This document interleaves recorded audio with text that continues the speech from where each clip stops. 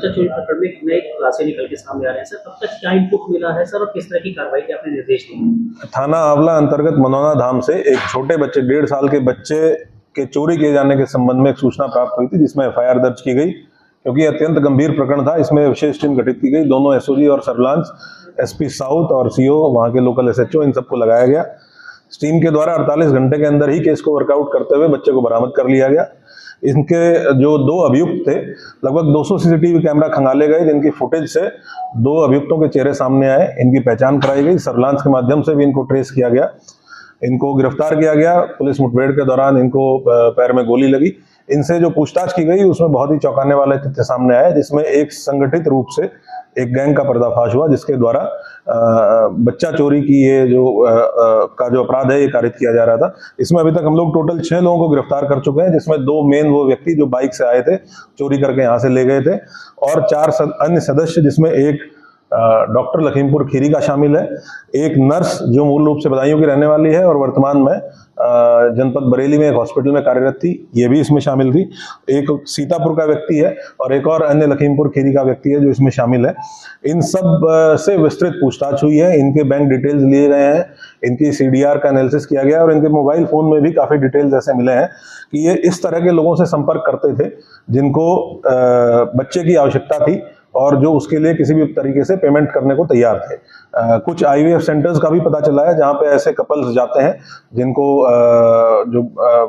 बच्चे की आवश्यकता है, और वो इनके संपर्क में आते थे और पैसे की एवज में ये उनको बच्चा उपलब्ध कराने का आश्वासन देते थे। और फिर जगह जगह जाके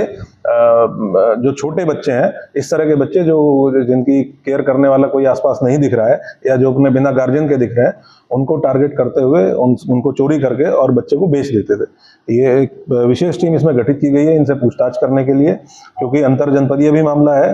3 जिलों के ऑलरेडी इसमें अभियुक्त हम लोग गिरफ्तार कर चुके हैं और इनसे विस्तृत 6 लोग जेल भेजा जा चुके हैं, और भी जो लोग इसमें शामिल होंगे इनको गिरफ्तार किया जाएगा और गैंगस्टर एक्ट के अंतर्गत भी कार्रवाई की जाएगी, क्योंकि एक संगठित अपराध के रूप में इसको कर रहे थे और आर्थिक लाभ देने के लिए कर रहे थे। तो गैंगस्टर एक्ट भी परफेक्टली इसमें फिट होगा और गैंगस्टर एक्ट के अंतर्गत कुछ प्रॉपर्टियां इन लोगों की पता चली हैं जो कुछ लोगों ने अर्जित करके अवैध रूप से और बनाई है, उनके जब्तीकरण की कार्रवाई भी सुनिश्चित की जाएगी। सर, इसमें अभी आगे और भी लोगों की गिरफ्तारी क्या होनी है या क्या लग रहा है कि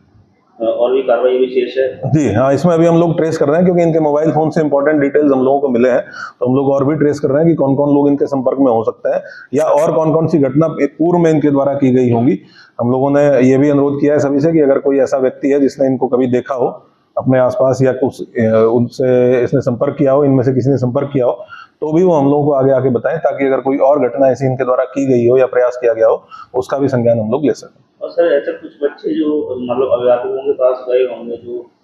गलत तरीके से, तो क्या उसमें भी आगे इन्वेस्टिगेशन होगी? कौन कौन से अभिभावकों के पास बच्चे गए हैं क्या? अगर कोई सामने ऐसा व्यक्ति आता है कि जिसका बच्चा इस तरीके से गायब हुआ हो और उसको संदेह हो कि इन लोगों के द्वारा किया गया है, तो हम लोग विधिक कार्रवाई करेंगे, बच्चे को ट्रेस करेंगे और जो उसके राइटफुल ओनर है